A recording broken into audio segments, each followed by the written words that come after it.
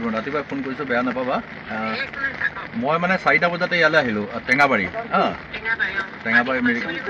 বহুত বেছি আছে বহুত যোৱাবাৰতকৈ মানে এইবাৰ পানীটো অলপ উল্লেখনীয় মানে যোৱাবাৰো হৈছে তাতকৈ এইবাৰ মানে সাংঘাতিক ধৰণে হ'ল ইয়াতে ৰিলিফ চিলিফ দিয়াৰ ব্যৱস্থা কৰিলে মানুহবিলাকৰ নাই অৱস্থা একেবাৰে খতম হৈ গ'ল ইয়াত এইটো প্ৰত্যেকবাৰে হয় বাৰু কিন্তু এইবাৰ বেছি হ'ল আৰু ব্ৰহ্মপুত্ৰ এতিয়া টেঙাবাৰী মিৰিগাঁও নেপালী আৰু নেপালী গেৰেকীত এখন স্কুলখন গুচি গ'ল মই আজি 15 দিনৰ আগতে চাই আছিলোঁ ইমান ধুনীয়া স্কুলখন আজি 15 দিনৰ আগতে আহিছিলোঁ মই এতিয়া মই ইয়াতে আছোঁ ফিল্ডতে আছোঁ 4টা বজাতে আহিলোঁ এবাৰ আহিবা এবাৰ আহিবা দধিয়ালে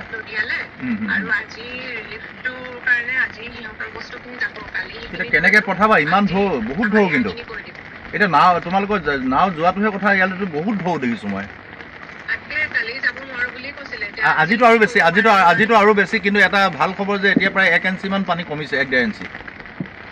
এতিয়া এই মাত্ৰ কমি আছে 1-1.5 ইঞ্চি মানে মই যিটো দেখা পাইছোঁ মই নাওতে আছোঁ এতিয়া হাত নাৱত ঘূৰি আছে কাৰণ এতিয়া পানী 1.5 ইঞ্চিমান কমিছে চাবা দিয়া মানুহখিনি যাতে এইখিনি আৰু কি কৰিব পাৰে নাই ৰিলিফ চিলিফ চাই দিবা ইয়াৰ কাকো এৰিব নালাগে আৰু এইফালে টেঙাবাৰী মিৰিগাঁও নেপালী গেৰেকী এইখিনি গোটেইখিনিতে দি দিবা দেই ঠিক আছে দিয়া হ'ব ভাল দেখিছে আপোনালোকে আমি যি সময়ত ইয়াত গাড়ী চলাওঁ ইয়াত এটা পেপাৰ ব্লক ৰাস্তা আছিল আৰু আজি এই পেপাৰ ব্লকৰ ৰাস্তাৰ ওপৰত আপুনি দেখিছে দেখা পাইছে যে ইমান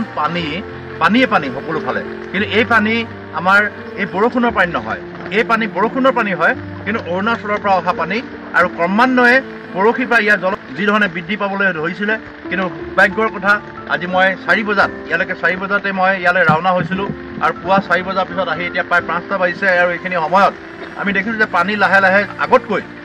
প্ৰায় 2-3 ইঞ্চি ইতিমধ্যে কমিবলৈ ধৰিছে আশা ৰাখোঁ যদি এই ধৰণে হয় গধূলিলৈকে হয়তো আমাৰ এই সাধাৰণ কৃষিজীৱী মৎস্যজীৱী লোকসকলে ইয়াতে শান্তিৰে থাকিব পাৰিব এইখিনিৰ প্ৰতি এই ৰাইজৰ প্ৰতি সদায় মই দায়বদ্ধ আৰু সেইকাৰণেই মই আজি পুৱা 4 বজাতে মই ইয়ালৈকে আহিলোঁ এই গাঁও টেঙাবাৰী নেপালী গেৰেকী স্কুল এখনো ইতিমধ্যে